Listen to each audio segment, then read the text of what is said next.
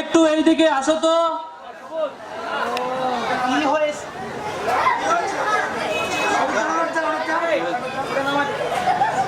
কি হয়েছে? এত এই সময় এত ডাকাডাকি করছো? কি হয়েছে বলো? আমাদের এই অভাবের সংসার নিয়ে আমি আর পারছি না। যত দিন যাচ্ছে ততই অভাব অনটন বেড়েই চলেছে। আশিকের একটা চাকরি বাকরিও হয় না, তাছাড়া এই এলাকায় তেমন কোনো কাজও নেই। আমার শরীরটাও তেমন ভালো নয়, আগের মতো আর কাজও করতে পারি না। একটা কাজ করলে কেমন হয়? আমাদের আশিককে বিদেশ পাঠালে কেমন হয়? তুমি অবশ্য মন্দ বলনি,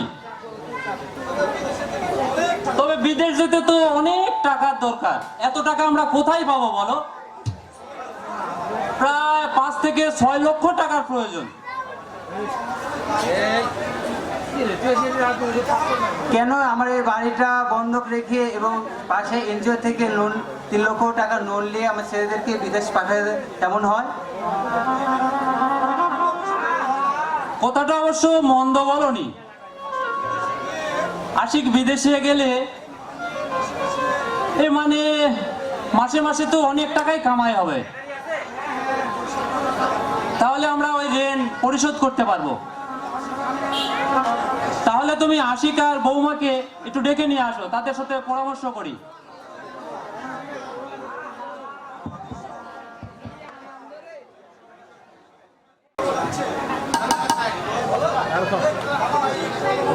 বাবা আশিক, তুমি কোথায়? তোমার বাবা ডাকছে।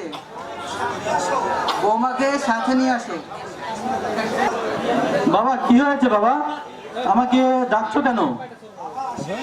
বাবা আশিক, তুমিও আছো, বৌমাও আছে। আমাদের সংসারের অবস্থা তো তেমন ভালো নয়, দিন দিন অভাব অনটন বেড়েই চলেছে। তাছাড়া আমিও আগের মতো আর কাজ করতে পারছি না, তাই আমি আর তোমার মা সিদ্ধান্ত নিয়েছি তোমাকে বিদেশ পাঠাবো, যদি তোমার আপত্তি না থাকে। কিন্তু বাবা বিদেশে যেতে তো অনেক টাকার দরকার, এত টাকা তুমি কোথায় পাবে? তোমার যদি কোনো আপত্তি না থাকে, এই বাড়িটা বন্ধক দিয়ে এনজিও থেকে কিছু টাকা নিয়ে তোমার বিদেশ যাওয়ার ব্যবস্থা আমরা করব। পরিমা, তুমি কি বলো? কেন আপত্তি থাকবে বাবা? বিদেশে গেলে তো আমাদের ভালোই হবে। আমাদের সংসারের যে অবস্থা, তোমার বিদেশ যাওয়া ভালো হবে। তুমি আর অমত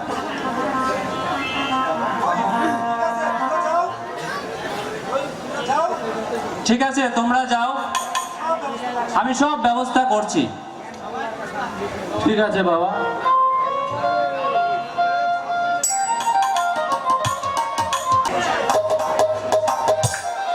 মহাজন সাহেব, ও মহাজন সাহেব, বাসায় আছেন নাকি আপনি? ও মহাজন সাহেব, আপনি কি বাসায় আছেন?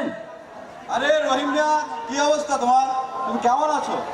আমি ভালো আছি মহাজন সাহেব। শুনলাম তোমার ছেলে নাকি বিদেশ যাচ্ছে। তা ঠিকই শুনেছেন মহাজন সাহেব, এই জন্যই আপনার কাছে আসা। 3 লক্ষ টাকা আমার ছেলেকে বিদেশ পাঠাতে শর্ট আছে। এই 3 লক্ষ টাকা আপনি আমাকে যদি দেন,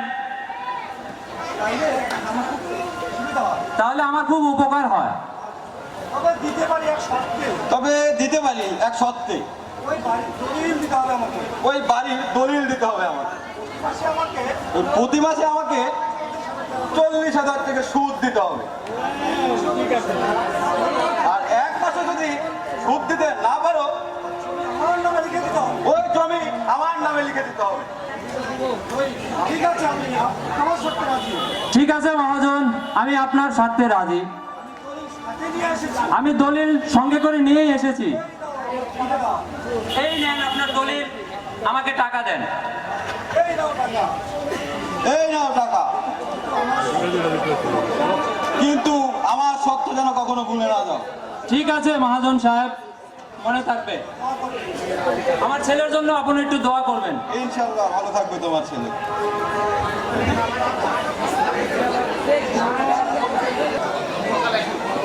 বাবা আশিক, জি বাবা। এই নাও তোমার সকল কাগজপত্র। তোমার বিদেশ যাওয়ার সব ব্যবস্থা হয়ে গেছে। আগামীকালকেই তোমার ফ্লাইট। বাবা তোমরা তাহলে সবাই ভালো থেকো এবং আমার জন্য দোয়া করো। মা তুমিও ভালো থেকো এবং আমার জন্য দোয়া করো। পরি তুমিও ভালো থেকো, তাহলে আমি কালকেই বিদেশ চলে যাচ্ছি।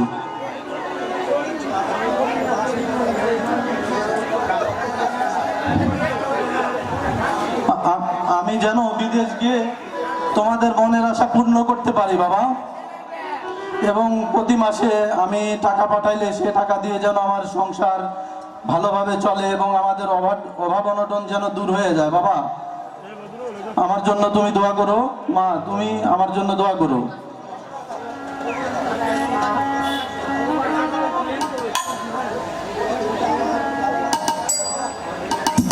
পরি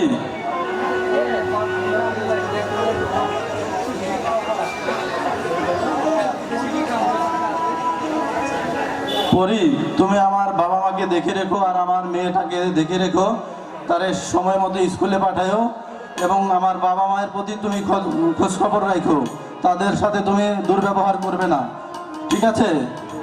আমার মেয়েটারে তুমি ভালোভাবে দেখে রেখো। তোমাকে এসব নিয়ে চিন্তা করতে হবে না, আমি সব দেখে রাখবো। তুমি ভালোভাবে যেও। ঠিক আছে, তোমরা ভালো থাকো। কথা হবে।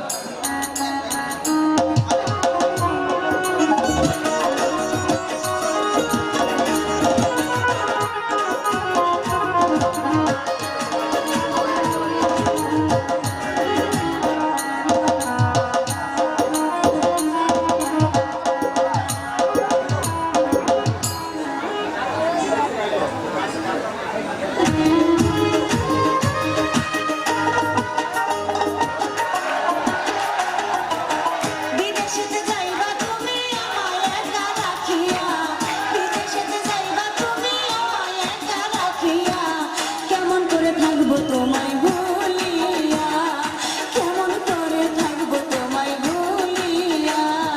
তোমার চোখে পানি দেখে হৃদয়ে উঠে জ্বলিয়া, তোমার চোখে পানি দেখে হৃদয়ে উঠে জ্বলিয়া, কিছুদিন পর আসবো দেশে ফিরিয়া, কিছুদিন পর আসবো দেশে ফিরিয়া।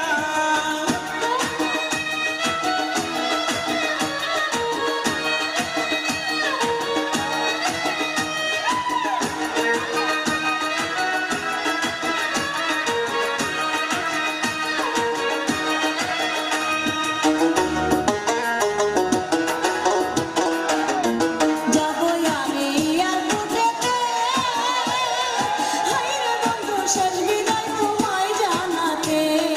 বিদায় দিও হাসি মুখেতে, হায়রে বন্ধু বিদায় যেন থাকি সুখেতে, বিদায় বেলা তুই চোখে জল রাখো তুমি বাম দিয়া।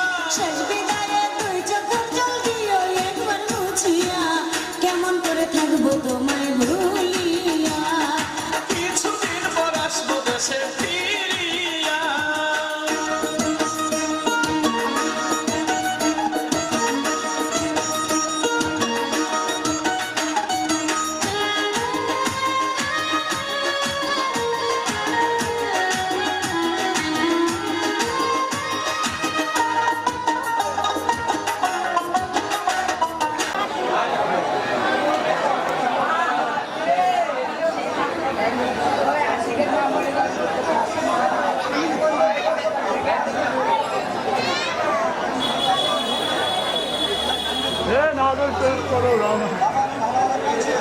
বাবা আমি ভালোভাবে বিদেশে পৌঁছায় গেছি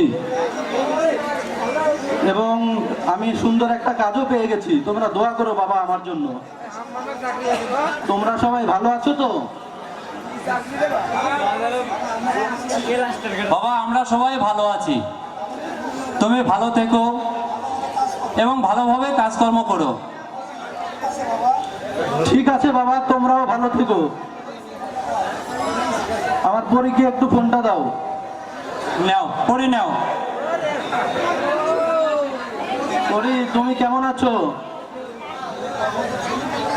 আমাদের ছেলেটা কেমন আছে? আমরা সবাই ভালো আছি। তুমি ভালো আছো তো? তোমার শরীরের দিকে খেয়াল রেখো। জি ভালো আছি, আমি ভালো আছি এবং সুন্দর একটা কাজও পেয়েছি।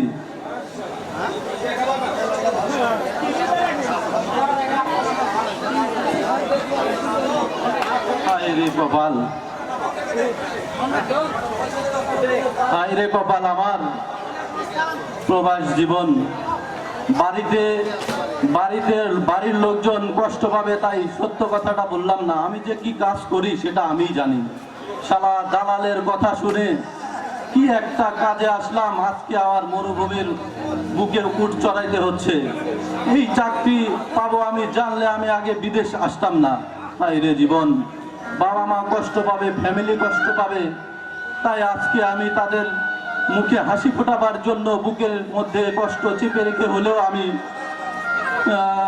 বললাম যে আমি সুখে আছি, ভালো একটা কাজ পেয়েছি। হায় রে কপাল আমার।